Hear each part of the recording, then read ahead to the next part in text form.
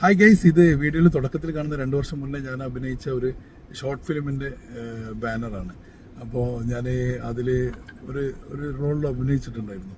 പക്ഷെ ഞാൻ പറഞ്ഞു വന്നത് ആ ഒരു ഫിലിം കാണാത്ത ആൾക്കാരുണ്ടെങ്കിൽ ഒന്ന് യൂട്യൂബിൽ കാണണം. കാരണം അത് അത്ര നല്ല ഒരു പ്രമേയമാണ് അതിലുള്ളത്. ഒരു നല്ല ഈ സമകാലികമായി ചിന്തിക്കുന്നതാണെങ്കിൽ ഏറ്റവും നല്ലൊരു പ്രമേയമാണ്.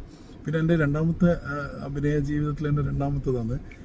ആദ്യത്തെ അഭിനയിച്ചത് 2 സീനിൽ മാത്രമാണ്. അത് വിനീത് ശ്രീനിവാസൻ്റെ ആദ്യത്തെ പടം സൈക്കിൾ എന്ന് പറഞ്ഞ പടത്തിൽ ഒരു 2 സീന് ഞാൻ അഭിനയിച്ചിട്ടുണ്ടായിരുന്നു. സംസാരിക്കാനൊന്നുമില്ല. പിന്നെ ഇപ്പോൾ രണ്ടാമത് അഭിനയിച്ചത് ഇതിലാണ് 2 വർഷം മുന്നേ.